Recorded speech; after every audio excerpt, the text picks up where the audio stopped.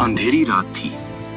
एक पुराने हॉस्पिटल की बिल्डिंग एक डरावनी परछाई जैसे दिख रही थी। ये हॉस्पिटल कई सालों से बंद पड़ा था, लेकिन आज मेरा भाई एक बड़े एक्सीडेंट में फंस गया था। उसे बचाने के लिए यही हॉस्पिटल था। मेरी कार एक खतरनाक मोड़ पर फिसलकर खाई में जा गिरी थी। मेरा छोटा भाई आकाश बुरी तरह घायल था। पास का कोई दूसरा अस्पताल घंटों दूर था। तभी रास्ते में एक आदमी ने इसी बंद पड़े अस्पताल का पता बताया था और बोला, साहब अब वहां मत जाओ। लेकिन मेरे पास कोई चारा नहीं था। कार को बिल्डिंग के सामने रोकते हुए मेरी धड़कनें तेज हो गईं। दरवाजा कुछ इस तरह से खुला जैसे कोई पहले से ही हमारा इंतजार कर रहा हो। मैं मेरे भाई को लेकर अंदर गया। रिसेप्शन पर बैठा एक बूढ़ा चपरासी, जिसने अपना नाम पंडित बोला। आप यहां क्यों आए हैं बेटा? ये जगह अब मरीजों के लिए नहीं है। मैंने हाथ जोड़कर विनती की, मेरा भाई वो मर जाएगा, बस एक रात के लिए किसी डॉक्टर की जरूरत है। पंडित जी ने एक गहरी सांस ली। डॉक्टर तो है, लेकिन वो रुका, फिर बोला, ठीक है, लेकिन बस रात भर, सुबह होते ही चले जाना। और एक बात, चौथी मंजिल पर मत जाना, वहां डॉक्टर साहब का प्राइवेट वार्ड है, कोई वहां नहीं जाता। उसने हमें दूसरी मंजिल पर एक कमरा दिया, कमरा नंबर 209। वहां की हवा में भी एक अजीब सी सड़ाहट थी। मैंने आकाश को बिस्तर पर लिटाया। उसका बुखार चढ़ रहा था और वो बेहोशी में कभी कभार करहा उठता था। कुछ ही देर में एक लंबा दुबला पतला डॉक्टर अंदर आया। उसने सफेद कोट पहना हुआ था जो बिल्कुल साफ लग रहा था, उस गंदे माहौल में भी। उसकी आंखें गहरी और खोई हुई सी थीं। उसने अपना नाम बताया, डॉक्टर वर्मा। चिंता मत करो, मैं तुम्हारे भाई का इलाज करूंगा। उसने आकाश को एक इंजेक्शन लगाया और कहा कि वो थोड़ी देर में ठीक हो जाएगा।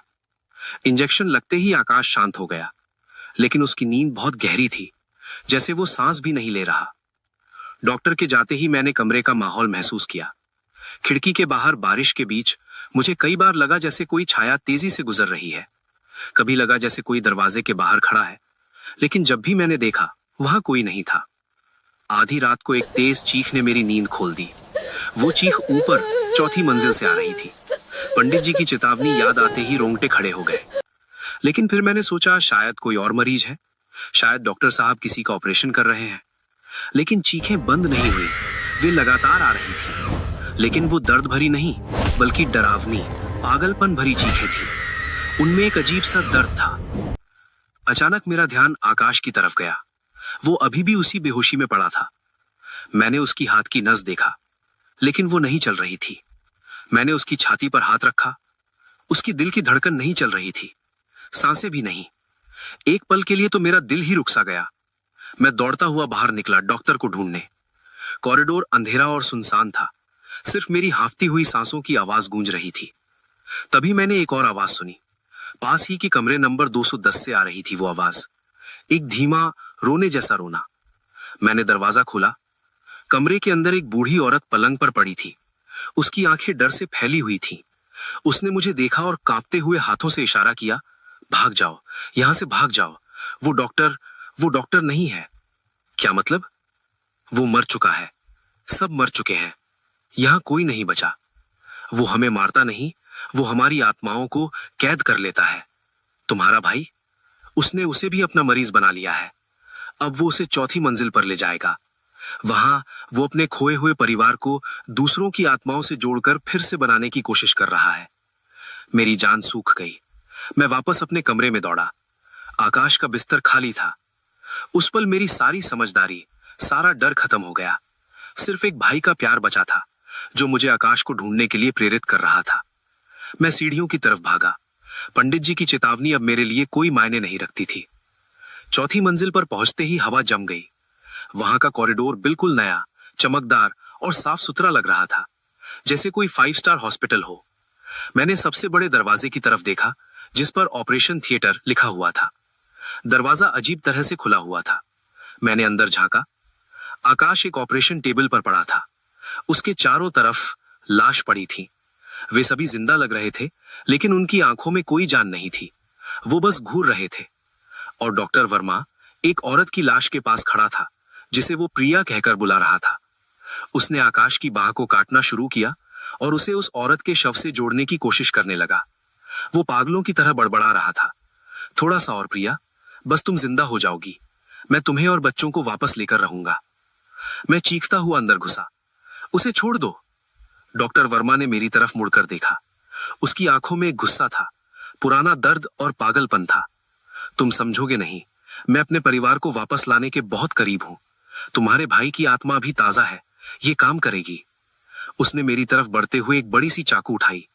मैं पीछे हटा। तभी पीछे से एक चीख सुनाई दी।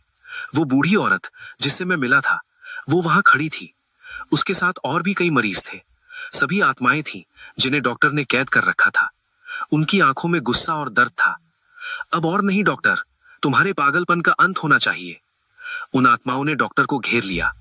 वो चीखता रहा, अपने परिवार का नाम लेता रहा। मैंने आकाश को उठाया और भागने लगा। पीछे से डॉक्टर की चीखें और फिर एक भयानक धमाके की आवाज आई। मैं बिना पीछे मुड़े देखे भागता रहा। सीढ़ियां उतरा, कॉरिडोर पार किया और बाहर निकला। बारिश अभी भी हो रही थी, लेकिन हवा में वो दमघोंटू भारीपन नहीं था। मैंने आकाश को कार में लिटाया। अचानक उसने एक गहरी सांस ली और उसकी आंखें खुल गईं। वो जिंदा था। सुबह होते ही मैंने पास के गांव वालों को बताया कि हॉस्पिटल में आग लग गई है। जब लोग पहुंचे तो वहां सिर्फ जली हुई बिल्डिंग का ढांचा बचा था।